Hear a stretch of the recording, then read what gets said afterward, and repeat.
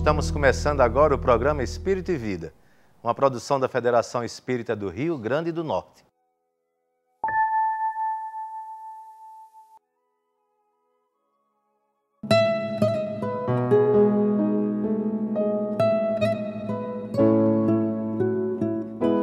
A lua dependurada no céu da noite, o sol vitalizando os dias, ventos, mares, amplidões. No início, esse sentimento de fascínio com a grandiosidade da natureza despertou-nos um temor que ensejou a adoração, os ritos e sacrifícios. Povos sumérios, os primeiros a usar a escrita, cultuavam a Anu, o firmamento. Egípcios adoravam Ra, o deus Sol, entre tantos outros. Gregos sonhavam com o Olimpo, onde Zeus tramava seus destinos. Tupis-guaranis, na Sul-América pré-colombiana, ofereciam danças a Tupã, o Criador. Todos os humanos que já pisaram na face da terra, em algum momento, tomados em sua pequenez, se curvaram diante do infinito.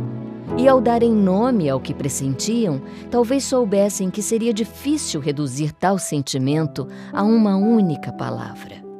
Quem sabe por isso, os hebreus simplesmente o chamavam de Elohim, Deus dos deuses, ou de Yahvé, aquele que não tem nome. Antes lutávamos contra a natureza num ambiente hostil, onde a força bruta era a nossa principal força. É natural que o sentimento Deus de outrora correspondesse a esse estado. Hoje somos capazes de verter poesia, de criar leis que protegem as crianças, de planejar cidades e de sonhar com uma relação interdependente e harmônica com os outros seres do planeta. Porém, o mistério do infinito persiste diante da finitude humana. O encantamento já não é o do medo, mas a percepção clara de que uma inteligência superior ordena o cosmos, inspira a vida e se manifesta a cada pôr de sol, em cada amanhecer. Os deuses de outrora eram produto da ignorância e do temor. O Deus de agora nasce de uma nova emoção, sugerida por Jesus há 2 milênios, ao chamá-lo simplesmente de Pai. É um Deus que tem coração, um Deus de amor. Quanto mais doçura você carregar na alma, mais perto de Deus estará. Ele é como as estrelas do poema de Olavo Bilac. Para entendê-lo, é preciso amar.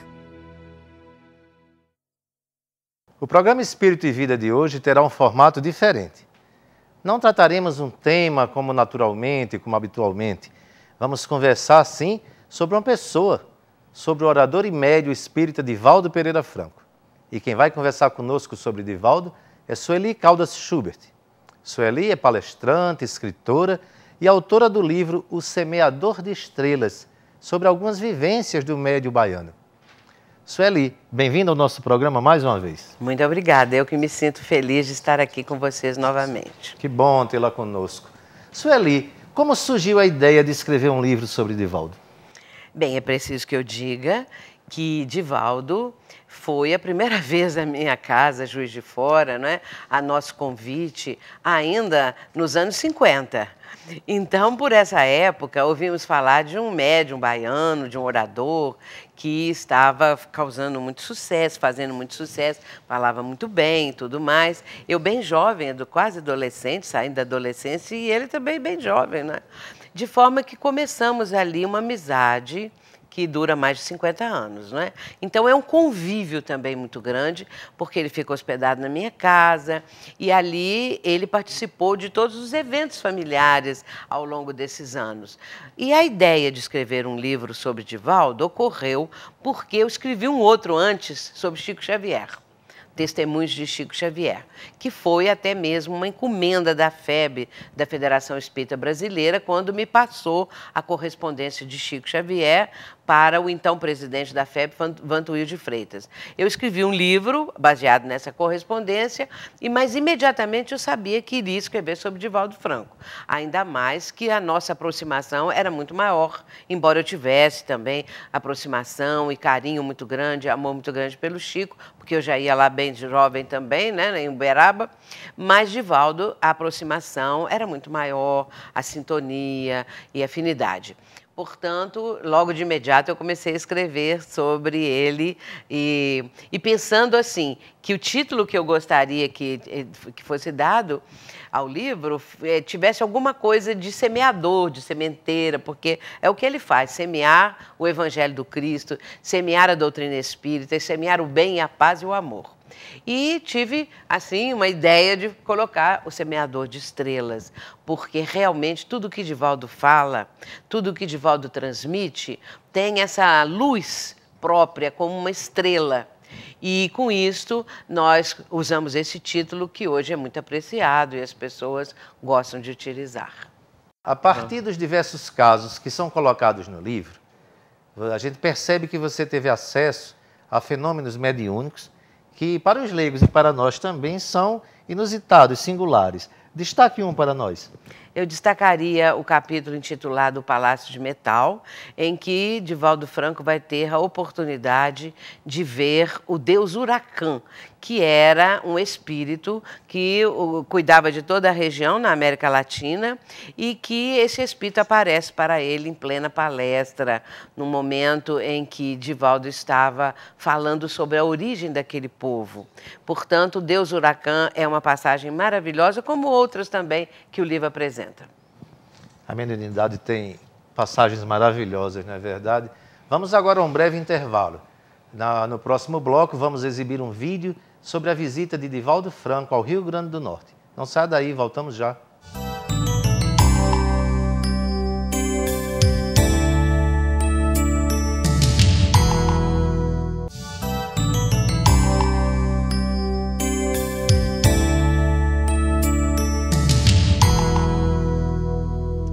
Continuamos aqui com Sueli Caldas Schubert, falando sobre o médium espírita Divaldo Pereira Franco. Sueli, como você avalia essa peregrinação de Divaldo Franco na divulgação da doutrina espírita, percorrendo o mundo inteiro? Percorrendo o mundo inteiro, você disse muito bem. Divaldo realmente tem uma tarefa, uma missão extraordinária, como jamais encontramos em nosso movimento espírita um trabalho como ele realiza.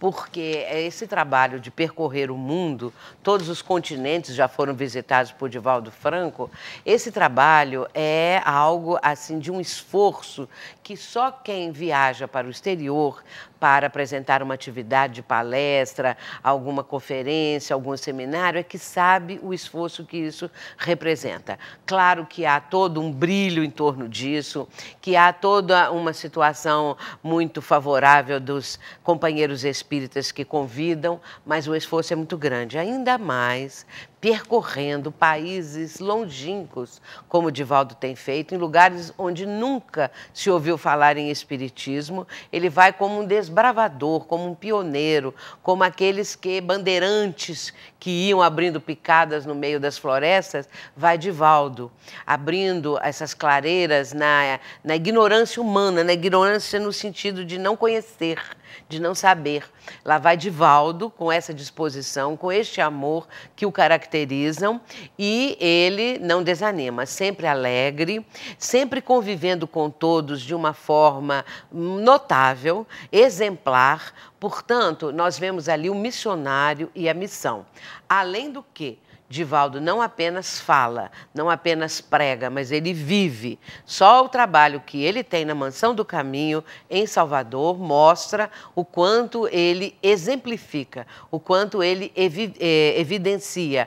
E mais também ainda o trabalho dos livros, não é? Da mediunidade, formando um conjunto de tal forma esplendoroso, brilhante, que nos mostra quando a pessoa realmente tem uma missão e se desincumbe dela, ele se torna um cidadão do mundo, um cidadão do universo, que já está de posse daquele amor universal, que se expande para todas as criaturas e a todas as coisas. Divaldo tem divulgado o Espiritismo pelos 4 cantos do mundo. E aqui no Rio Grande do Norte, ele realiza visitas regulares desde o ano de 1952. A equipe do programa Espírito e Vida acompanhou a última visita de Divaldo ao nosso estado. Assista agora ao documentário sobre essa visita.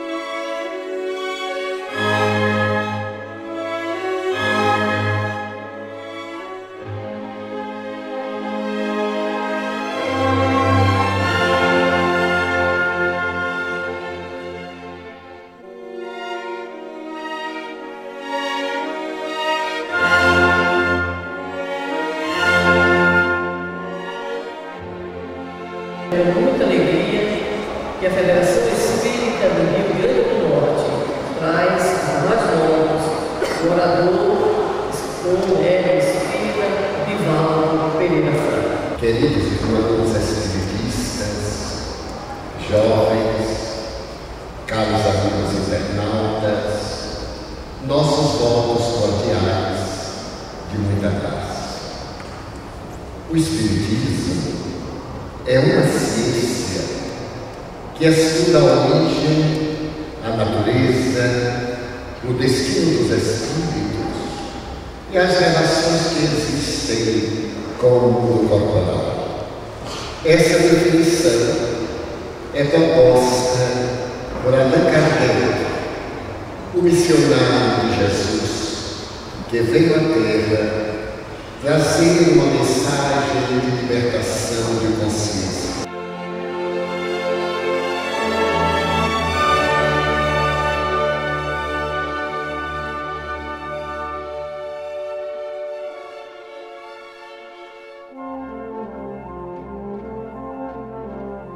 Obrigado, Senhor, porque eu nasci.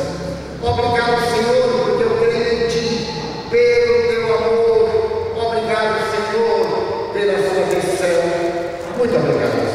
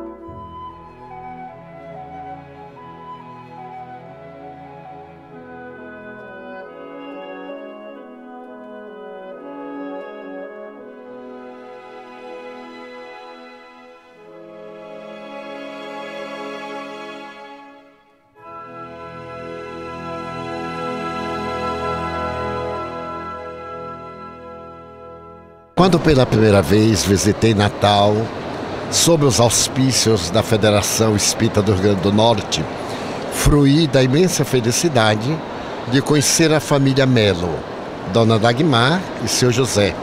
Também os filhos que naquela época eram nascidos. A primeira visita de Valdo nós o convidamos porque já o conhecíamos, por haver uma amizade assim entre família, sobre a Lígia Banho, que morava lá na mansão, e a Maria Marinhos, que era cunhada dela e morava aqui em Natal, foi também presidente da Federação Espírita do Rio Grande do Norte. E então daí nasceu essa amizade, uma amizade assim muito intensa, pela qual nós nos tornamos assim familiares. Nessas visitas, ele teve a oportunidade de ir a Macaíba, visitar o jasmineiro que foi plantado por Alta de Souza, e ficava sempre conosco. Nós morávamos nessa época na Café Filho, na Praia do Meio, e ali era muito agradável. Daí surgiu então essa amizade muito profunda e ele faz parte do nosso coração.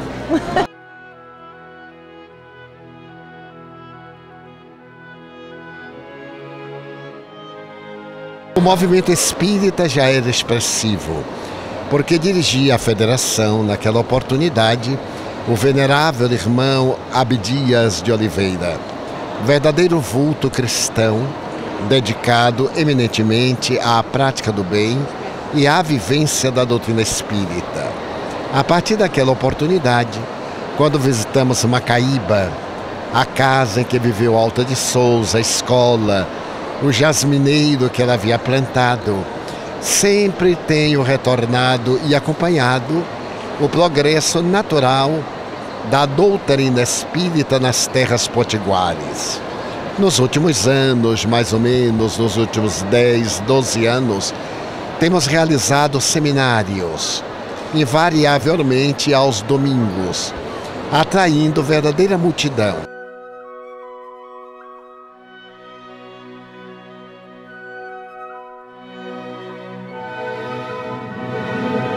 E nos 3 últimos anos, a convite da Sandra, desde quando presidente, passamos a visitar também o interior. Esta é a 3ª vez que realizamos este mistério. Estivemos em Currais Novos e hoje aqui em Natal, nesse belíssimo auditório, como solução para as dificuldades encontradas.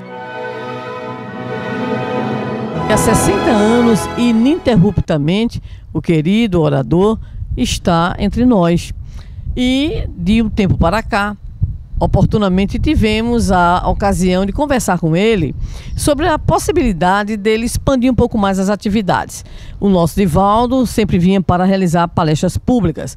Em torno de 15 anos, um pouquinho mais talvez, ele iniciou a realização de workshops cuja renda é revertida em benefício das obras da Mansão do Caminho.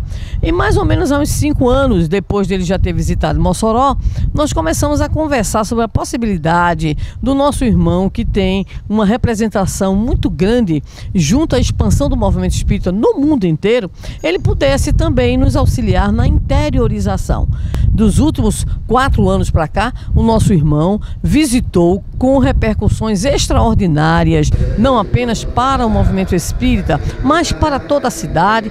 Visitou então o nosso irmão Caicó, Currais Novos, Açu, e neste ano tivemos a oportunidade de levá-lo para um ponto mais extremo da cidade, na Zona Norte, a fim de que as pessoas que habitam a região, principalmente a região do Mato Grande, pudessem ouvir a voz do Divaldo Pereira Franco.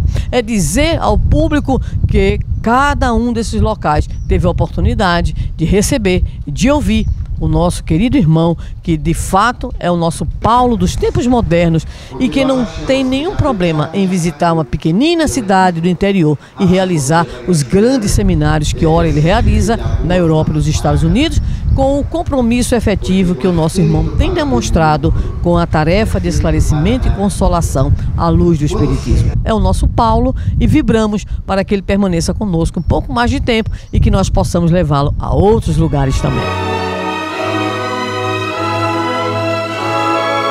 Este período é o período do Espiritismo. Allan Kardec estabeleceu que da mesma forma que tivemos a arte pagã, tivemos a arte cristã, teríamos a arte espírita. Utilizo-me do conceito para parafrasear o mestre dizendo que outras doutrinas tiveram seu apogeu. A doutrina cristã católica teve o seu momento. O protestantismo, hoje, a doutrina espírita é galardoada pela respeitabilidade, pelas massas que aderem ao seu chamado, graças à sua estrutura fundamentada nos atos, nos fatos, e também o seu conteúdo de natureza filosófica e as consequências de natureza ético-moral. Quando perguntou Allan Kardec aos espíritos se o espírito seria um dia a religião do futuro, eles responderam que não, seria o futuro das religiões. É que vale dizer que, em razão da diferença existente entre os indivíduos que estagiamos em níveis intelecto-morais diferenciados, ainda teremos por muito tempo as denominações religiosas que constituem metodologias para o progresso. O Espiritismo será o futuro delas todas, porque lhes dará a prova documental daquilo que afirmam: a imortalidade da alma pela comunicabilidade dos espíritos, a justiça divina através da reencarnação e o amor preconizado por Jesus como a mais avançada psicoterapia de que a humanidade tem conhecimento. Vivemos, entretanto, o momento da grande transição planetária, quando a Terra deixará de ser planeta de provas e expiações para tornar-se mundo de regeneração. Aqueles que hoje vivemos, lutamos, afadigamo-nos pela divulgação do bem, estamos abrindo as portas do futuro para uma sociedade melhor.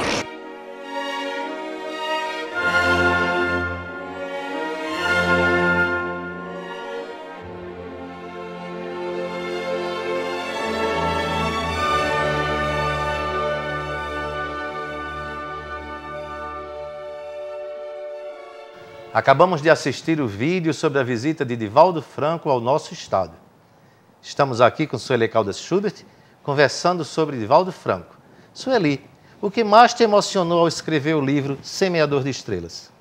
A própria vida do Divaldo é realmente emocionante, comovente. E como eu tenho essa ligação de amizade, a minha família toda, meus filhos, que Divaldo viu crescer, acompanhou, minha família toda, agora netos. Portanto, escrevendo o livro, eu me emocionei várias vezes, mas me emocionei muito quando eu vou relatar a mensagem que Chico Xavier recebeu do Espírito Francisco de Assis e Pietro Baldi, um médium italiano, também recebeu de Francisco de Assis todas essas duas mensagens endereçadas a Divaldo Franco. O teor das mensagens, o fato de Francisco, esse espírito maravilhoso que mais se aproximou da vivência em relação a Jesus, tenha enviado mensagens para Divaldo Franco. Claro que ele é merecedor disso, portanto, não foi apenas uma, mas dois médiuns diferentes que transmitiram essas mensagens para Divaldo. Outro momento também é quando Alta de Souza escreve para ele, através de Chico Xavier, o soneto Agora Enquanto é Hoje.